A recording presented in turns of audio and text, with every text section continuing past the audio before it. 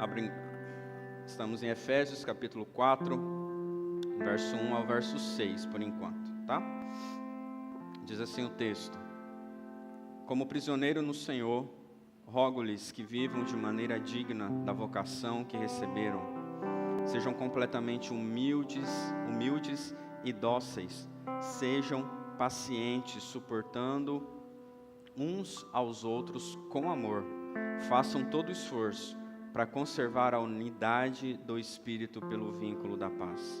Há um só corpo e um só Espírito, assim como a esperança para a qual vocês foram chamados é uma só.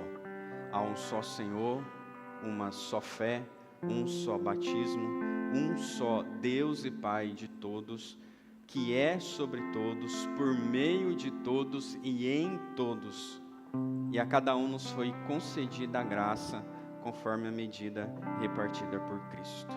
Amém? Depois a gente vai até o verso 16, mas por enquanto vou ficar apenas com isso. Feche seus olhos mais uma vez, por favor. Vamos orar. Mais uma vez, Senhor, na Tua presença nós nos colocamos. E humildemente, em temor e tremor, diante da Tua palavra, Tua maravilhosa, santa, eterna e poderosa palavra. Essa palavra que nos vivifica, que nos fortalece, que nos edifica. E diante dela, Pai, nós nos colocamos para que o Senhor continue a ministrar os nossos corações, assim como o Senhor já tem feito durante esse dia, durante esse culto, durante esse fim de semana. Nós te louvamos, pedimos a Tua bênção e a Tua graça sobre cada vida, em nome de Jesus. Amém? Amém, queridos.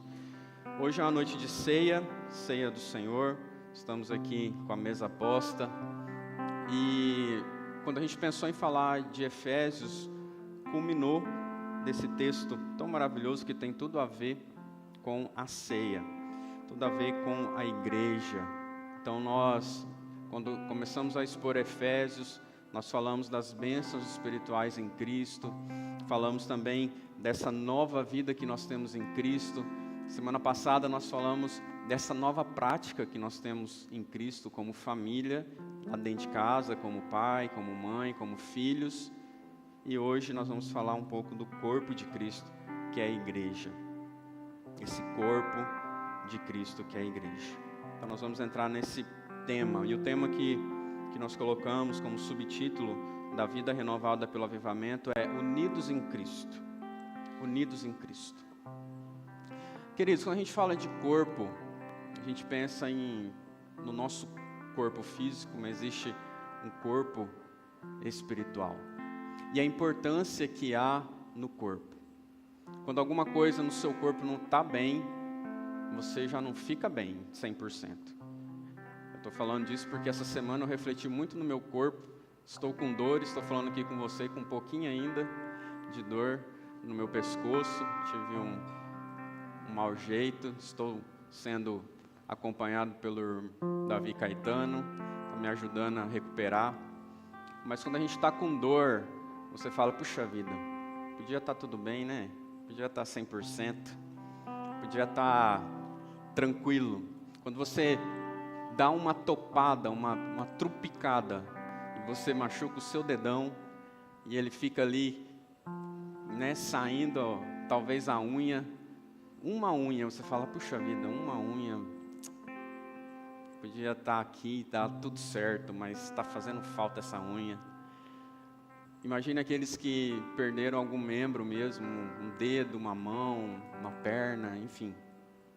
A dificuldade que é de conviver, de viver a vida e se adaptar a essa nova vida com essas dores. Existe também uma dor boa, que é a dor da mudança.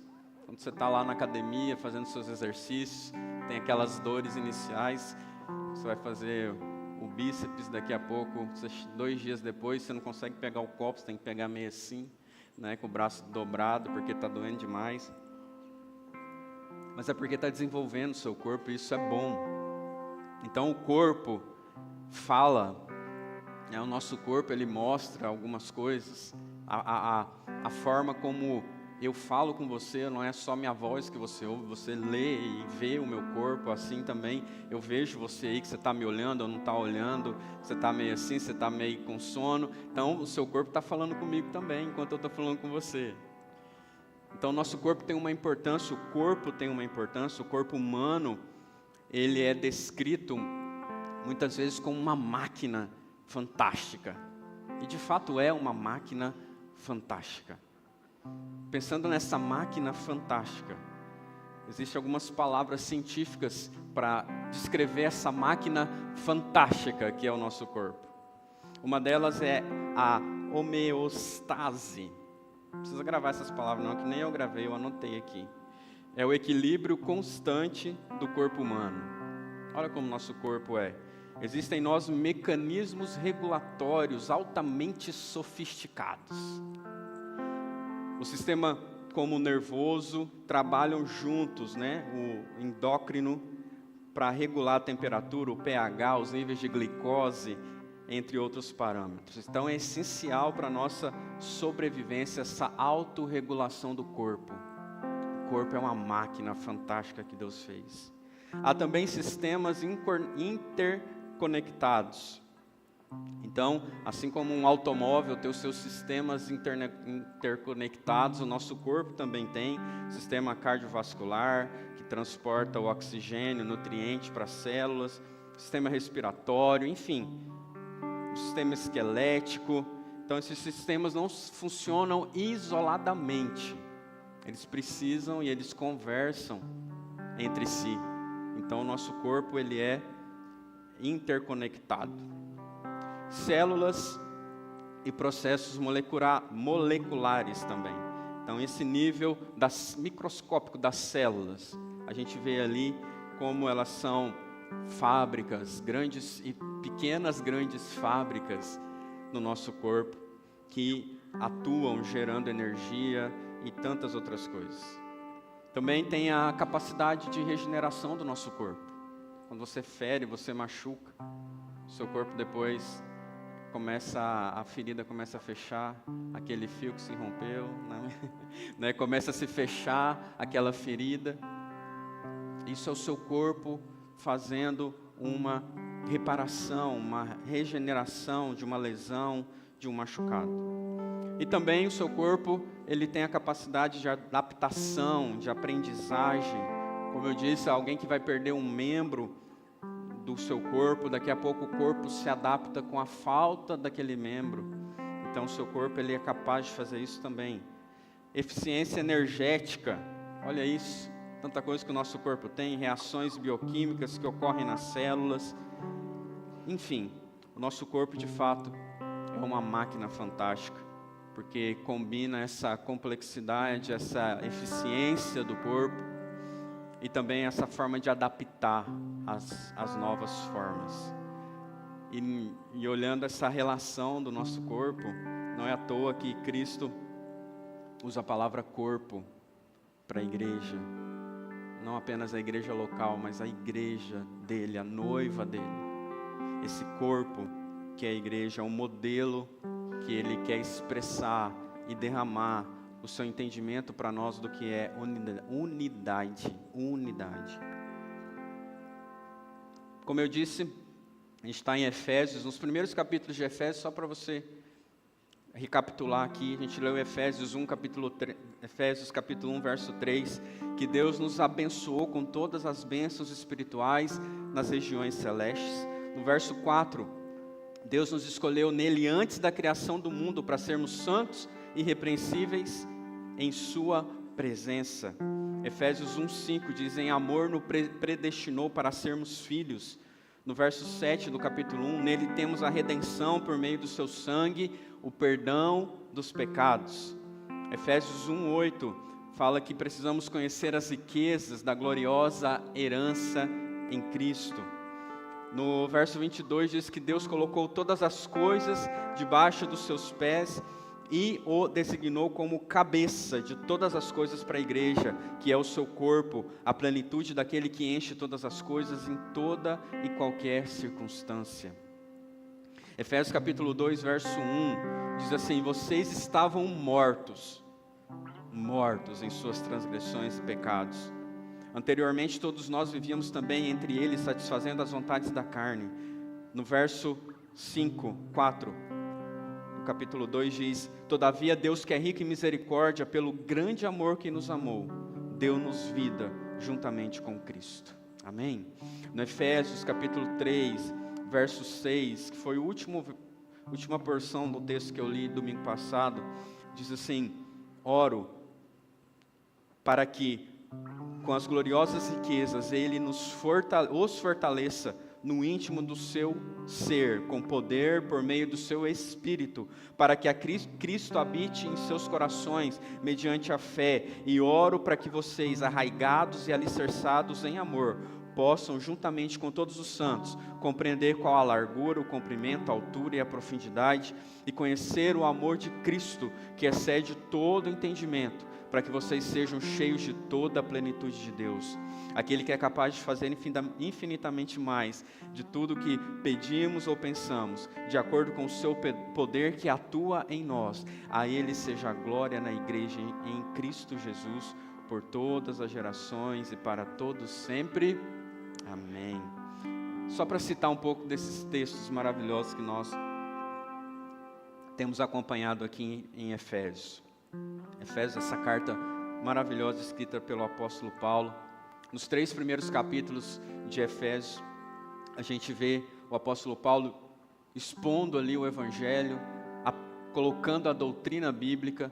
Então os 3 primeiros capítulos vão falar de doutrina, e os 3 últimos vão falar de ações, de prática. E a gente está no capítulo 4.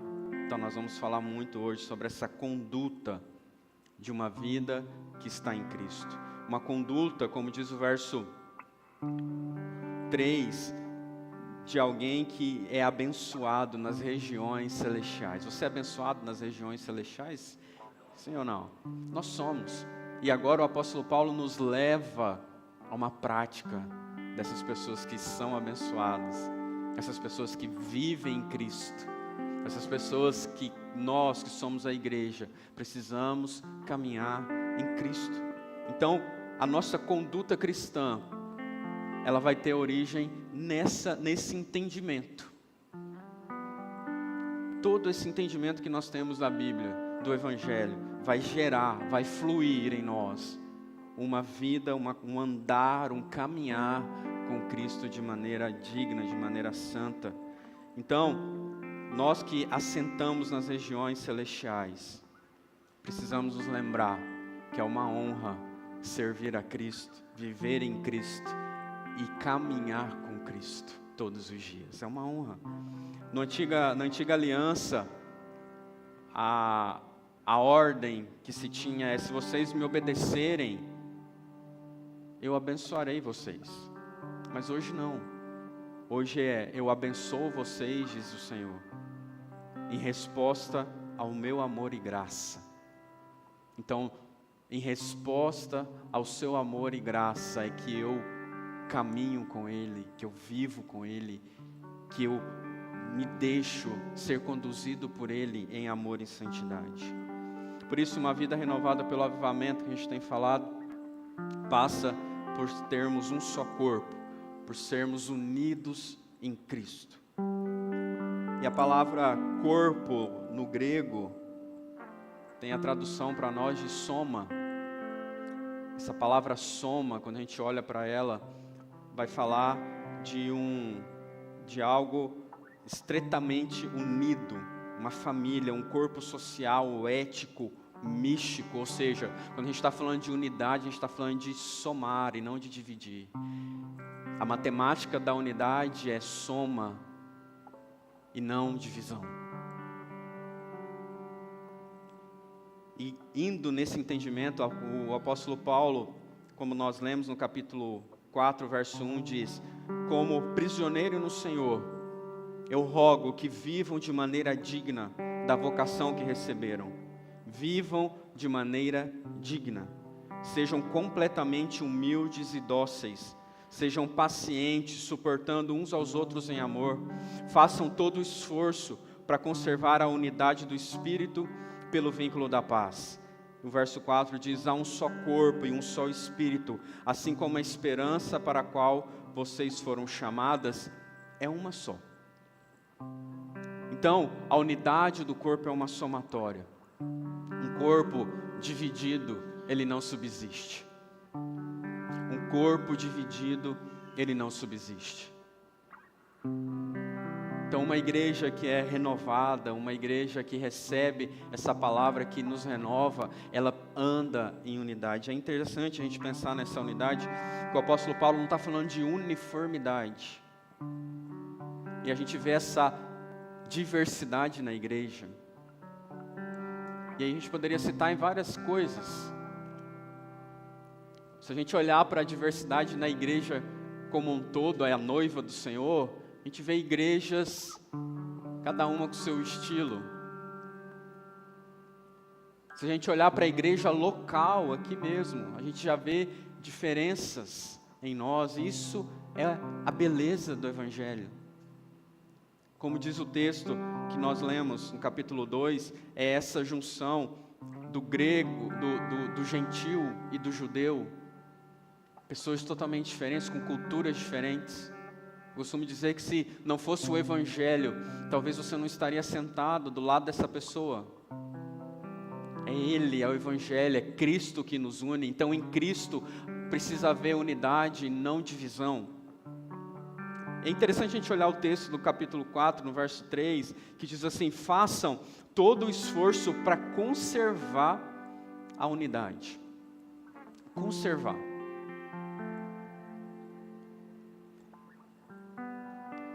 Talvez você já viu alguns alimentos em conserva, que fica lá paradinho de molho. Mas essa palavra conservar é manter mesmo. Conservar, é cuidar, é zelar. É se esforçar, diz o texto. Façam todo o esforço para conservar. Por que ele está falando isso? Porque a unidade, ela já existe. Estranho, né? A gente falar assim, mas ela já existe porque Cristo nos fez um. Amém? Através de Cristo nós somos um. Essa unidade espiritual nós temos, a gente vai ver o texto aqui daqui a pouco, o mesmo Deus, a mesma fé, essa unidade já existe em nós. O que nós precisamos nos esforçar para fazer, igreja, corpo de Cristo aqui nessa igreja, é nos esforçar para manter a unidade dessa graça que nós já recebemos. Essa unidade é orgânica, de um organismo vivo. E aí o texto vai falar para a gente que como é que eu preservo essa unidade então? A primeira coisa que ele coloca é humildade. Humildade. Para conservar a unidade, nós precisamos ter humildade. Para conservar a unidade, nós precisamos, diz o texto, com todo o esforço, pelo vínculo da paz, nós precisamos ser completamente, diz o texto no versículo 2, sejam completamente, não é mais ou menos humilde, ou como alguns dizem, eu tenho orgulho da minha humildade, mas ser humilde de verdade. O nosso maior exemplo de humildade é o próprio Cristo, que sendo Deus não teve por usurpação o ser igual a Deus, mas se esvazia, se tornando o primeiro homem, um Deus que se torna homem, um Criador que se torna criatura. Ele se humilha a esse ponto.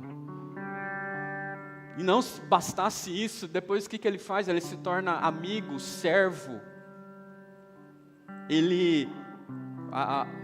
Uma expressão que a gente vê muito quando a gente fala dessa humildade de Jesus é no momento da ceia, onde ele lava antes da ceia, ele se assenta como um servo, como um escravo, pega a toalha, amarra na cintura e lava o pé dos discípulos, o mestre lavando os pés, o mestre servindo. Isso é um exemplo para nós de humildade, queridos. Para nós mantermos a unidade, nós precisamos ter humildade. Humildade, sermos totalmente humildes. Essa palavra humildade vem de humus, de esterco. É isso mesmo, é ser essa pessoa que entende a sua condição, porque nós somos pó. E para o pó nós voltaremos. Você pode ser grandioso, maravilhoso. A gente viu agora a comoção no Brasil pela morte do Silvio Santos. Mas é pó. Eu sou pó e você é pó. Se nós enxergarmos assim, que é propício para eu ser pecador, que é propício a nós, essa falibilidade humana, que nós somos falhos. E aí a gente começa a lembrar dessa condição e se arrepende pelo nosso orgulho, porque eu acho que eu sei demais, porque eu acho que eu sou melhor que fulano, e o orgulho às vezes fica batendo na nossa porta de vez em quando.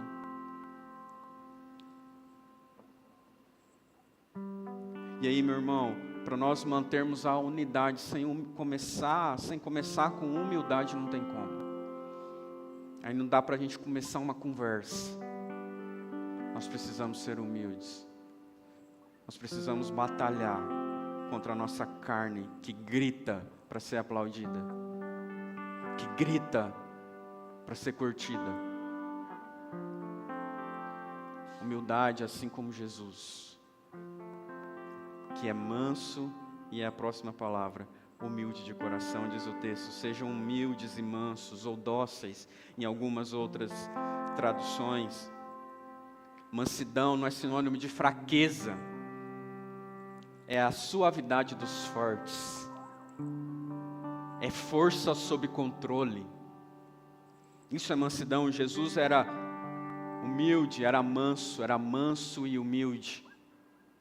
Uma pessoa mansa é aquela que não insiste em seus direitos, nem reivindica a sua própria importância ou autoridade.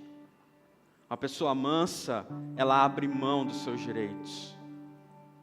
Você está disposto a abrir mão dos seus direitos? Fala bem a verdade aí. Não precisa responder para mim não. Mas não só no contexto de igreja, no contexto da vida.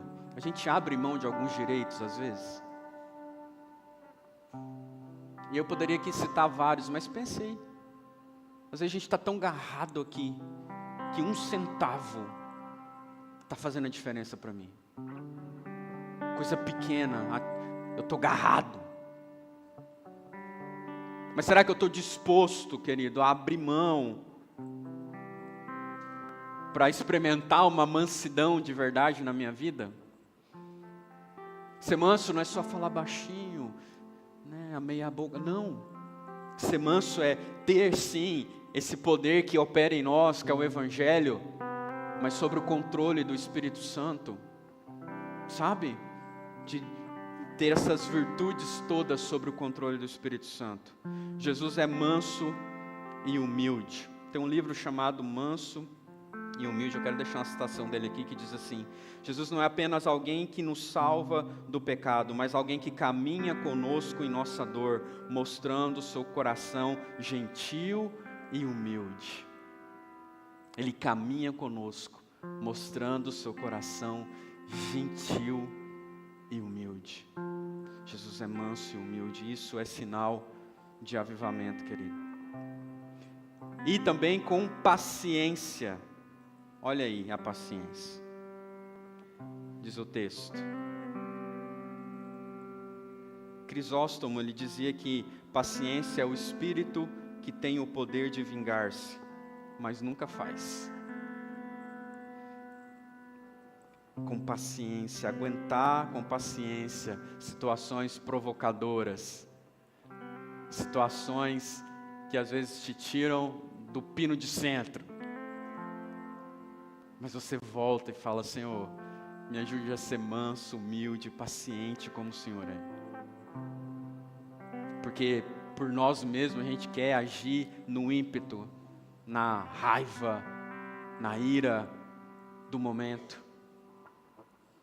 Mas o Senhor nos ensina que para ter unidade, seja na igreja, seja nas nossas relações, precisa ter paciência. É preciso ter paciência, já dizia uma canção aí. Com suporte, diz o texto, conservem essa unidade, sejam humildes, dóceis, pacientes, suportando uns aos outros em amor. E esse suportar um ao outro é suporte.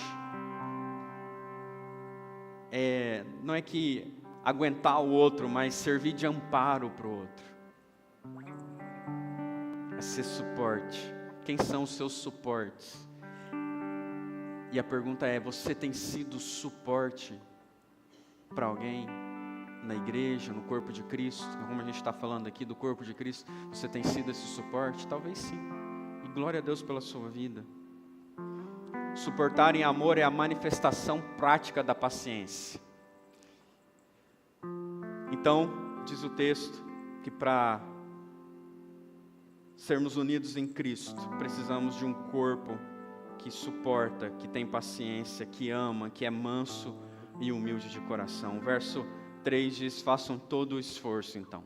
A unidade já existe, mas eu preciso me esforçar para conservar essa unidade no vínculo da paz, com humildade, com mansidão, com paciência e com suporte uns para com os outros. Amém, igreja?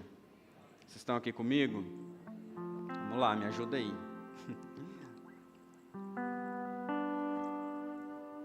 Verso 4. Vida renovada pelo avivamento também. Além de um corpo, nós precisamos de uma estrutura. Há um só corpo e um espírito, assim como a esperança para a qual vocês foram chamados, em uma só fé, um só Senhor, um só batismo, um só Deus e Pai de todos, que é sobre todos, por meio de todos e em todos. Esse texto é maravilhoso. Uma só estrutura. Vou tossir. Uma só estrutura.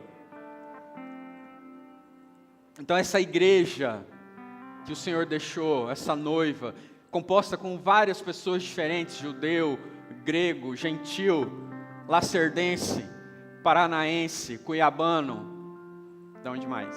Jauruense, como eu. Mineiro, como não? Né? Mineiro, pessoas de várias nações, sotaques. Nós somos unidos agora nessa mesma família, formamos uma mesma família, e o texto diz que essa estrutura desse corpo, temos um corpo, mas a estrutura dele é uma só, é um só Espírito, o mesmo Espírito que habita em mim, habita em você, o Espírito Santo de Deus. Um só Espírito. O apóstolo Paulo, em Romanos 8, 9, diz assim: se alguém não tem o Espírito de Cristo, não pertence a Cristo. Então, parafraseando o apóstolo Paulo, se nós temos o Espírito de Cristo, nós pertencemos a Cristo. Nós somos uma igreja porque nós pertencemos ao mesmo Espírito, temos a mesma esperança, diz o verso 4, e essa esperança tem nome. Essa esperança é Cristo Jesus, o nosso Senhor. Nós temos a mesma esperança, não uma esperança só para essa vida, mas uma esperança de vida eterna, que nós precisamos desejar, que nós precisamos ansiar. Eu estava mantendo a calma para me ajudar aqui, mas vamos lá. Um só Senhor, diz o texto. E esse Senhor é o nosso Deus. Não há outro Deus além dele. Não há outro. Às vezes o ser humano ele tem esse poder de criar deuses, ídolos no nosso coração. Mas há um só Deus. Há um só Senhor, mediador. Só há um Deus, o nosso Senhor Jesus Cristo, que morreu e ressuscitou e um dia virá para nos buscar. É dele. É difícil a gente pensar que nós, como igreja, como discípulos de Jesus, que dizemos obedecer ao mesmo Senhor, não ter capacidade de andar em unidade. Onde há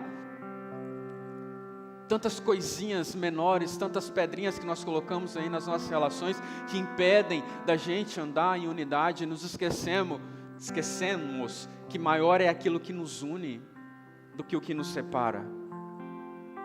Como é difícil a gente manter a unidade. Não só aqui na igreja local, mas entre as igrejas. Eu estava comentando hoje com o Caetano, enquanto ele estava lá cuidando do pescoço, do meu, no caso, falando como é difícil a gente estar hoje, eu estou como presidente do Comepla, como é difícil a gente manter a unidade, tentar promover uma unidade entre as igrejas, as placas denominacionais.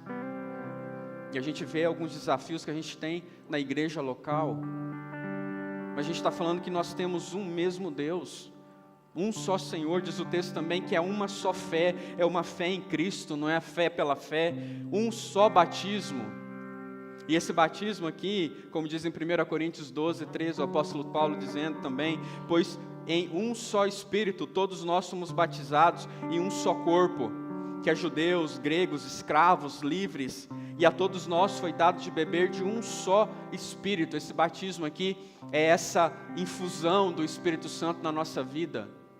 Então nós recebemos esse mesmo batismo, temos uma só fé, temos um só Senhor, diz o texto, temos um só Deus e o mesmo Pai. Nós somos irmãos porque a gente é filho do mesmo Pai. Nós somos filhos do mesmo Pai. Eu e a Lília somos pais de 2 crianças. A gente sabe como é difícil os irmãos estarem unidos, né, meninos? Você que tem irmão dentro de casa. Como é difícil, fica uma ranhetagem, do nada solta um grito, fala, meu Deus, o que aconteceu? A casa está caindo. Vai ver, os meninos estão lá. Talvez você não teve problema nenhum dessas briguinhas de irmãos. Mas lá em casa nós éramos em 5. Éramos 5.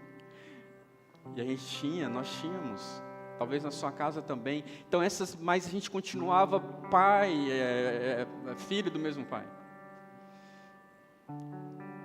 E a gente continua mesmo com as nossas diferenças, a gente discorda de algumas coisas, a gente senta à mesa, bota os papéis na mesa e conversa sobre tudo aquilo, não é assim? E bota tudo em pratos limpos e sai dali se abraçando, se amando do mesmo jeito. Precisa ser assim, irmãos. Precisa ser assim. Porque nós somos filhos do mesmo Deus. O Provérbios 27:6 diz, as feridas provocadas por um amigo são boas, mas os beijos de um inimigo são traiçoeiras. A gente está falando aqui de irmandade, de um mesmo corpo. Então quando eu estou falando de botar aí os papéis na mesa, é isso. Às vezes eu não concordo com um ponto, ou você não concorda com uma vírgula, e a gente transforma isso num ponto e vírgula e segue a vida junto, porque maior é o que nos une. A gente tem que parar com isso, irmãos.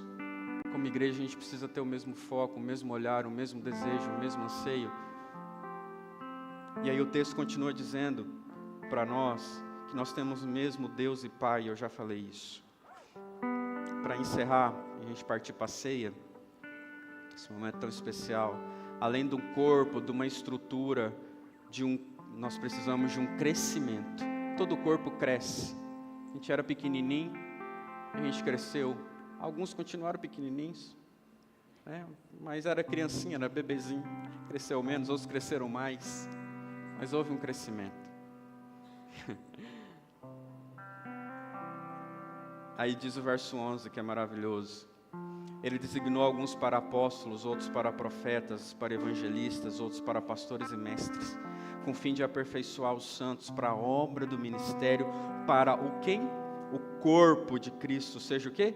Edificado, até que todos alcancemos a unidade da fé e do conhecimento do Filho de Deus, e cheguemos à maturidade, atingindo a medida da plenitude de Cristo. O propósito é que não sejamos mais como crianças, levados de um lado para o outro pelas ondas, nem jogados para cá e para lá por todo o vento de doutrina e pela astúcia e esperteza de homens que induzem ao erro. Antes, seguindo a verdade em amor, cresçamos em tudo,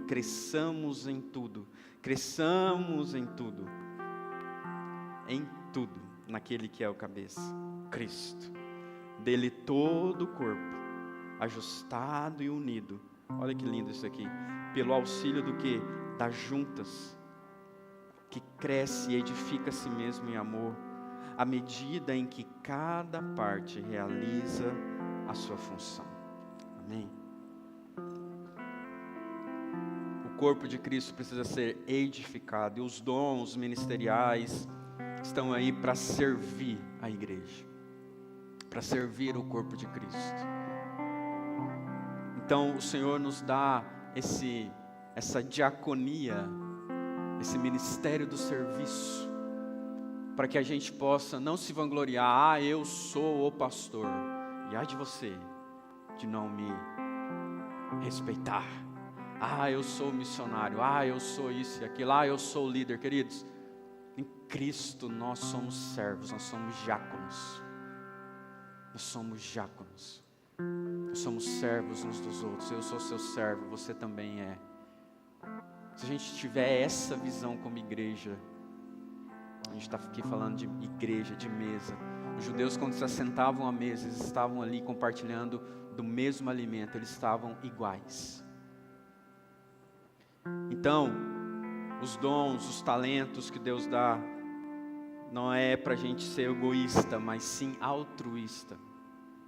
É para servir. E glória a Deus pela sua vida, querido, que tem servido nessa igreja. Seja lá na sua doce, abrindo a sua casa, liderando um grupo, discipulando pessoas, orando por pessoas, intercedendo, seja no ministérios que você está. Glória a Deus pela sua vida, porque sozinho a gente não faz nada, e que você entendeu o que é servir. Alcancemos a unidade da fé, diz o texto, e o conhecimento. Então, a nossa meta é o crescimento espiritual. Sim, nós precisamos crescer. A nossa vida, a nossa meta é cada dia mais sermos parecidos com Jesus.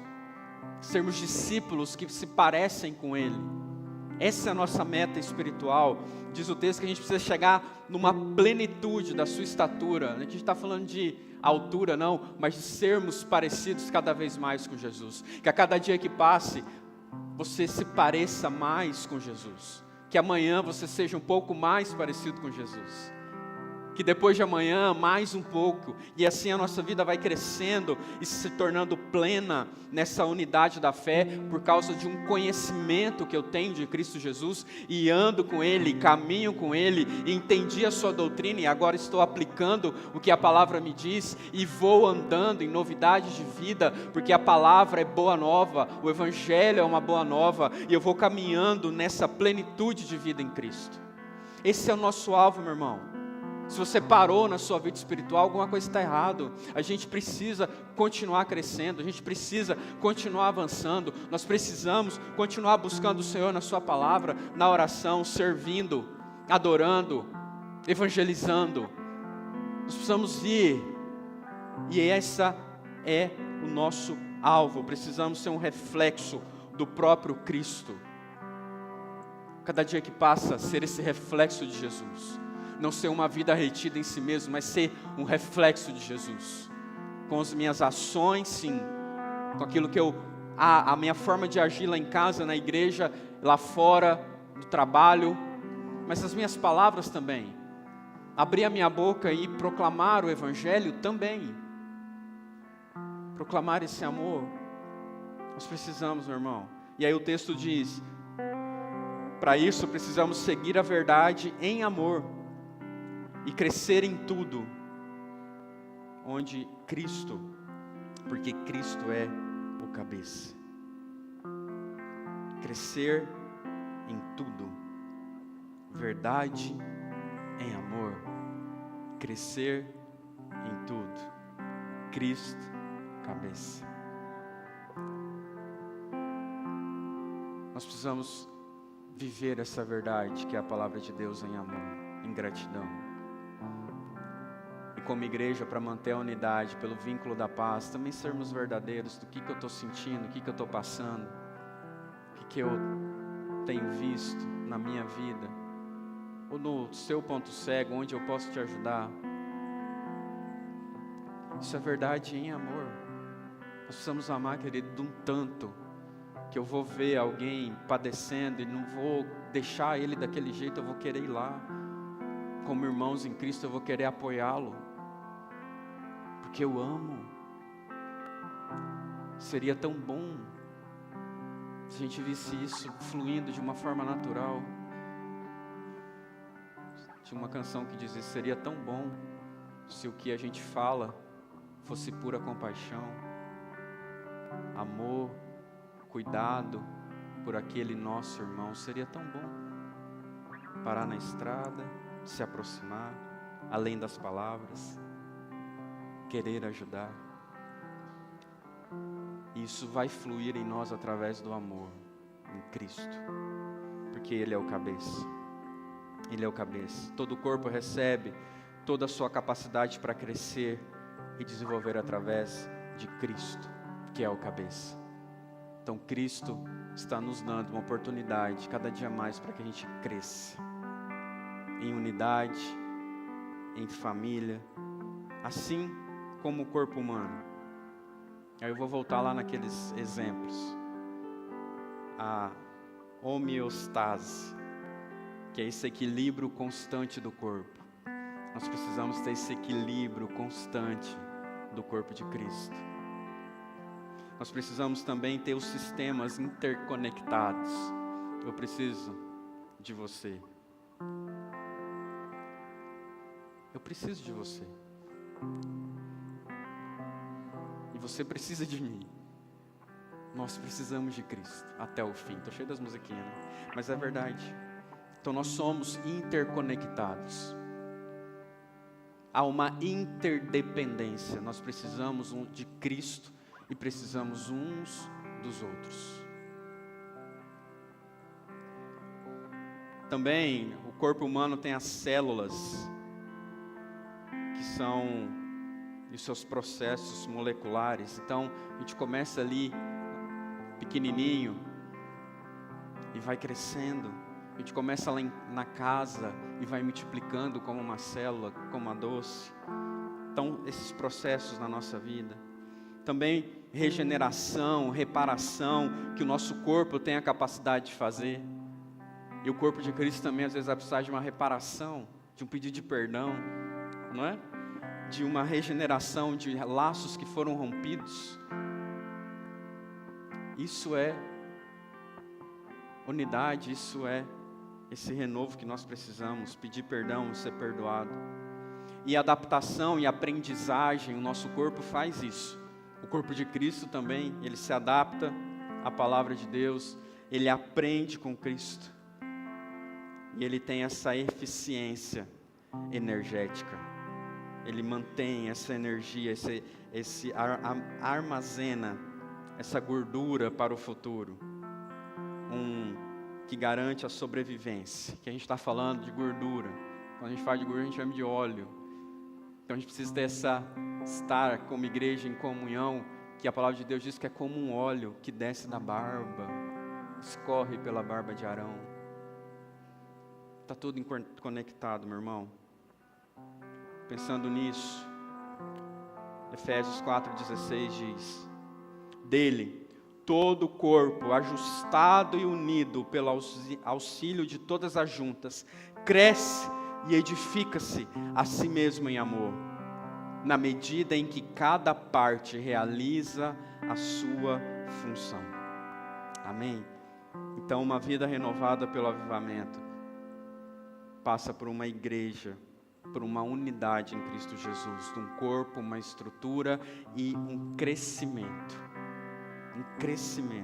natural e sobrenatural nas nossas vidas. Por isso, esse tempo de ceia é tão importante para nós como igreja, porque só através de Cristo Jesus é que nós podemos nos assentar a essa mesa, como indivíduo, porque Ele pagou um alto preço na cruz por mim, e hoje o véu foi rasgado, Ele me convida a sentar nessa mesa de comunhão, e também eu posso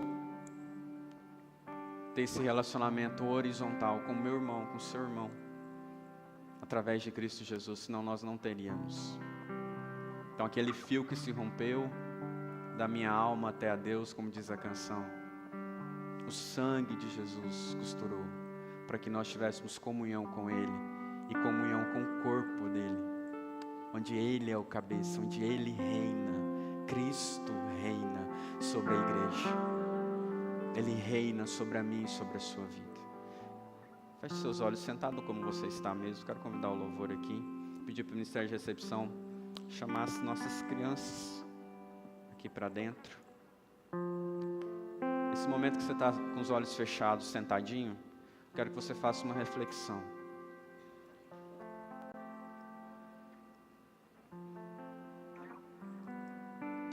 Uma reflexão sobre a sua vida, sobre a unidade em Cristo Jesus.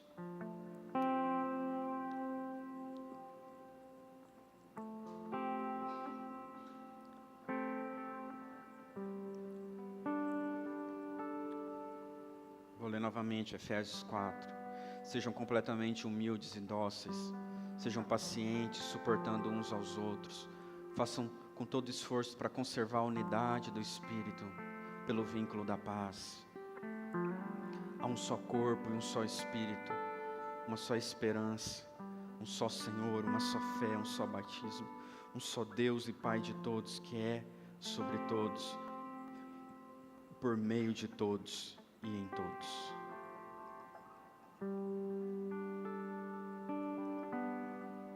Que você seja, querido, faça sua reflexão aí sobre a sua unidade em Jesus. A unidade da fé em Jesus.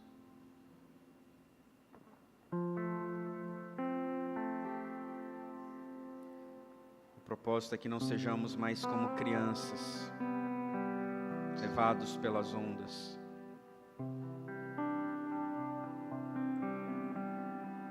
Precisamos ser semelhantes à criança na sua humildade, na sua inocência, mas não na sua instabilidade. Por isso, precisamos de Cristo até o fim. Que nesse momento você possa refletir sobre a sua vida, você possa refletir sobre a vida e a morte, a obra de Jesus. Como esse amor te alcançou, como essa graça te alcançou. E hoje você tem essa possibilidade de se assentar a essa mesa. Então fale com o Senhor aí, você, nesse momento. Tire esse tempo para você agradecer, para você orar e se colocar diante do Senhor.